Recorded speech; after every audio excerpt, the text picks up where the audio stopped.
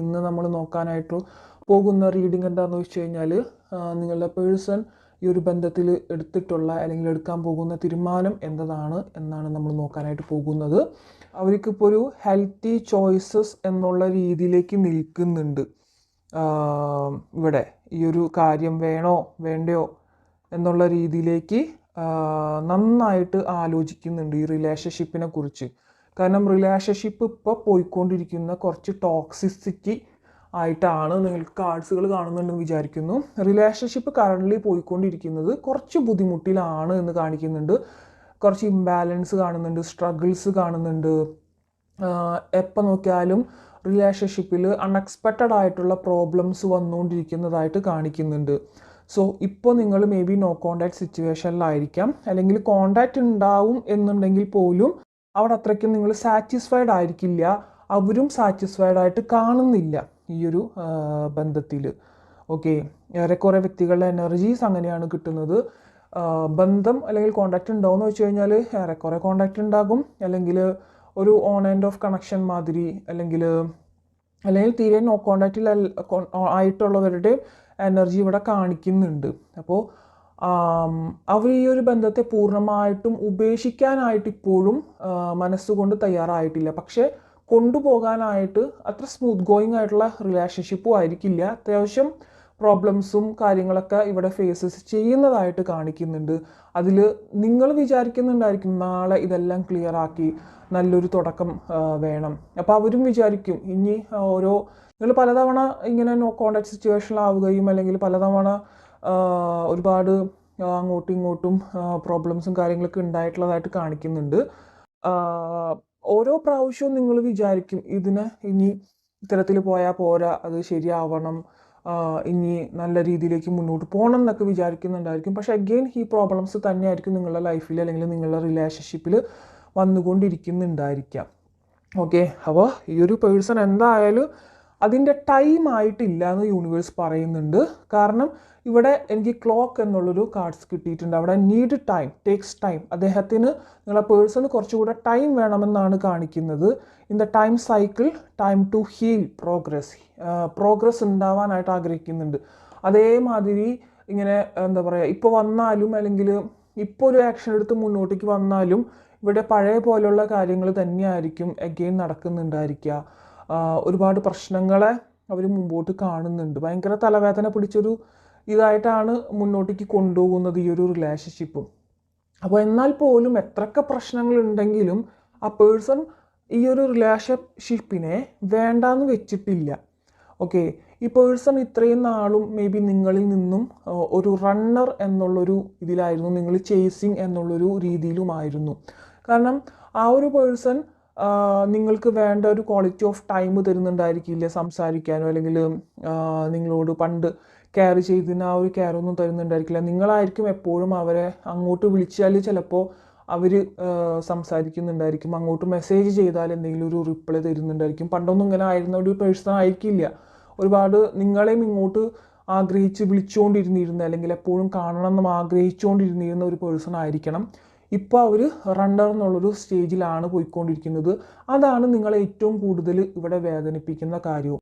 അതവർക്ക് മനസ്സിലാകുന്നില്ല. അവരിൽ വന്ന മാറ്റങ്ങളാണ് നിങ്ങൾക്കും അവിടെ മാറ്റങ്ങൾ ഉണ്ടായിട്ടുള്ള കാര്യങ്ങൾ അവർക്ക് മനസ്സിലാകുന്നില്ല. അവർ പഴയ പോലെ ആയിരുന്നു, അല്ലെങ്കിൽ അവർ പഴയ പോലെ നിങ്ങളുടെ അടുത്ത് ഒരുപാട് സ്നേഹം തന്നുകൊണ്ടിരിക്കുന്ന ഒരു വ്യക്തിയാണെങ്കിൽ നിങ്ങൾ ഒരിക്കലും അവിടെ ഇത്തരത്തിലുള്ളൊരു എന്താ പറയുക, ഈ ഒരു പ്രോബ്ലംസ് നിങ്ങൾക്കിടയിൽ ഉണ്ടാവില്ലായിരുന്നു. ഓക്കെ, സോ അത് അവർക്ക് മനസ്സിലാകുന്നില്ല. അതുകൊണ്ടാണ് അവർ റണ്ണർ സ്റ്റേജിലേക്ക് മാറിയത്.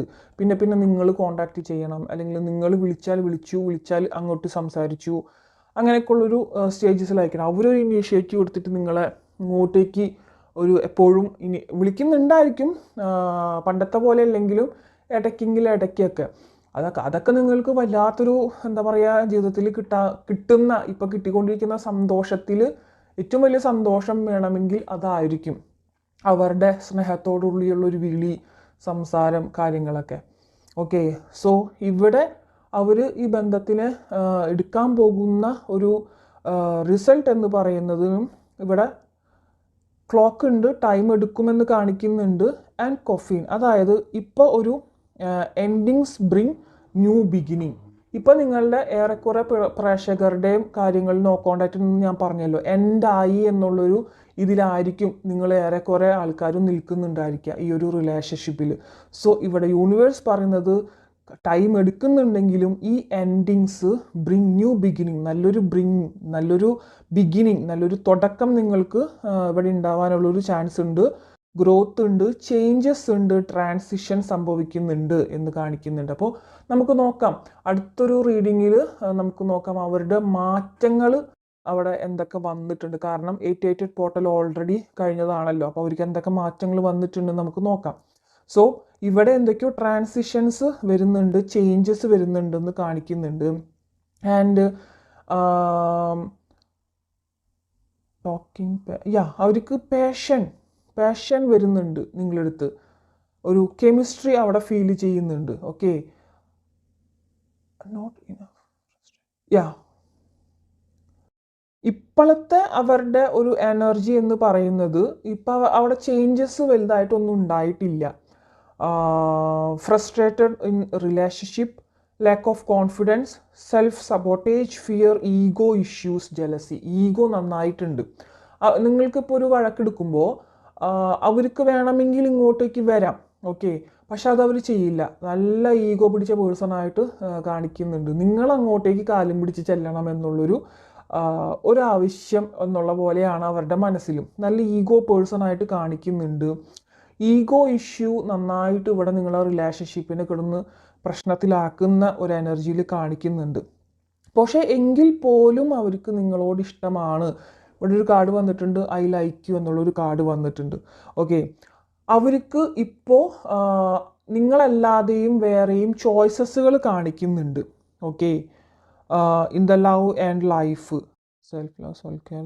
ഇപ്പോൾ അവർ ഒരുപാട് സെൽഫ് ലവ് ചെയ്യുന്നുണ്ട്, സെൽഫ് കെയർ ചെയ്യുന്നുണ്ട്, ബി ഹാപ്പിയർ ആയിട്ടിരിക്കാനുള്ള ശ്രമങ്ങൾ നടത്തിയിട്ടുണ്ട്. അവർക്ക് നിങ്ങളല്ലാതെയും വേറെ ചോയ്സസുകൾ വരുന്നതായിട്ട് കാണിക്കുന്നുണ്ട്, ഹെൽത്തി ചോയ്സസ്.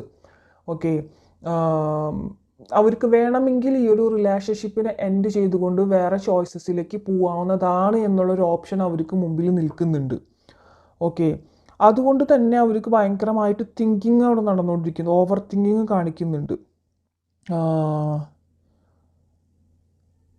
ഭയങ്കരമായിട്ട് ഓവർ തിങ്കിങ് ആണ് അദ്ദേഹം. അവരുടെ ചില വ്യക്തികളുടെ എനർജിയിൽ കാണുന്നത് അവരെ ഇങ്ങോട്ട് ആരോ പ്രപ്പോസ് ചെയ്തതായിട്ട് കാണിക്കുന്നുണ്ട്. Okay, again fun flirting, dating, എന്താ പറയുക, romance in blooming, dating app. ചില വ്യക്തികളൊക്കെ ഡേറ്റിംഗ് ആപ്പിലൊക്കെ പോയി പെട്ടതായിട്ടുള്ള എനർജി കാണിക്കുന്നുണ്ട്. ഓക്കെ, അത് നിങ്ങളുടെ ആ ഒരു ഈ ഒരു കാര്യത്തെ മറക്കാൻ വേണ്ടിയിട്ട്, അല്ലെങ്കിൽ ഈ ഒരു കാര്യത്തെ വേണ്ട, ഇതൊരു ഫ്രസ്ട്രേഷൻ ആണ്, വേറെ ഒരു ഇതിലേക്ക് പോവാം, കുറച്ചൊരു ഫണ്ണായിട്ടിരിക്കും. കാരണം മേക്കിംഗ് ഹാപ്പിയർ, അവരെ തന്നെ ഹാപ്പിയർ ആക്കാനായിട്ട് ശ്രമിക്കുന്നുണ്ട്. ഈ റിലേഷൻഷിപ്പ് ഉണ്ടായതിൽ ഒരുപാട് വിഷമമുണ്ട്, അതുകൊണ്ട് അവരെ തന്നെ ഹാപ്പി ആക്കാനുള്ളൊരു സിറ്റുവേഷനിലാണ്. വേറൊരു ഡേറ്റിംഗ് ആപ്പിലൊക്കെ പോയി ഫ്രണ്ട്ഷിപ്പ് ഉണ്ടാക്കാനുള്ളൊരു ഫൺ ഫ്ലേർട്ടിംഗ് ഒക്കെ നടക്കുന്നുണ്ട്. പക്ഷേ അവർക്ക്